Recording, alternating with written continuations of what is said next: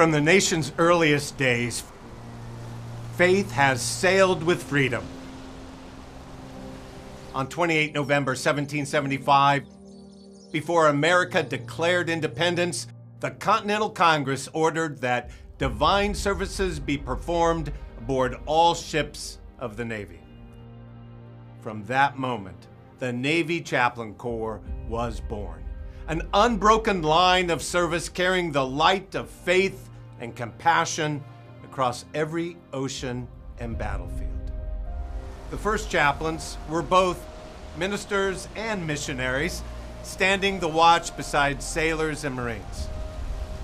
Reverend Samuel Balch preached on the quarterdeck of Commodore Hopkins' flagship, while his son William became the first officially commissioned chaplain in 1798. From the beginning, Navy chaplains also served with Marines, on frigates at Tripoli, wherever the battle took them.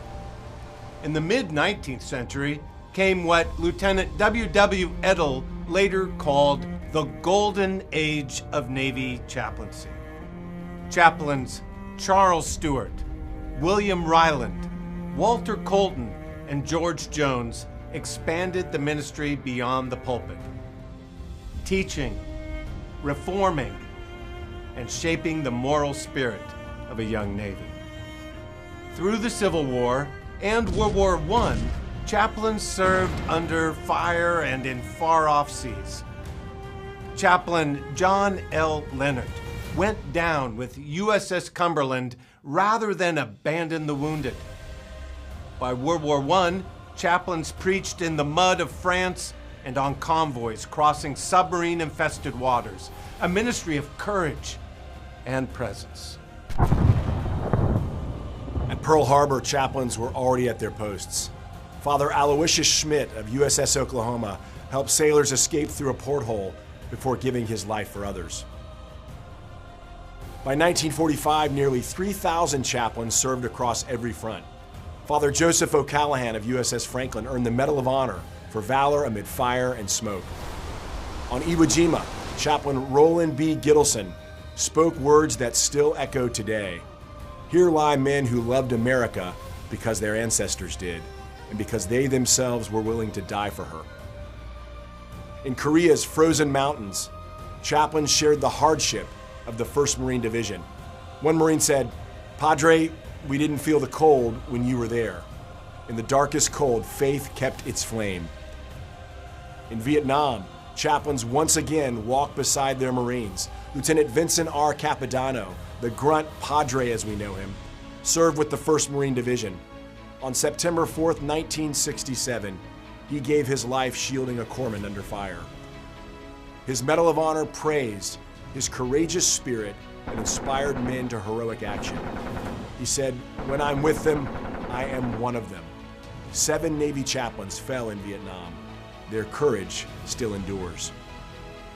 When Vietnam ended, the Navy saw that chaplains, non-combatants, needed trained enlisted partners to sustain and protect their ministry in every environment. In 1979, the Religious Program Specialist rating was born. RPs manage programs, safeguard worship, and stand beside chaplains wherever the mission leads. They go where chaplains go, so chaplains can go where they're needed most.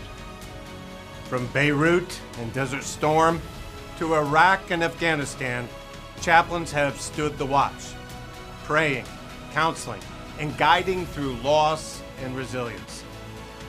One chaplain in Fallujah said, "Our chapel was a hole in the sandbag wall.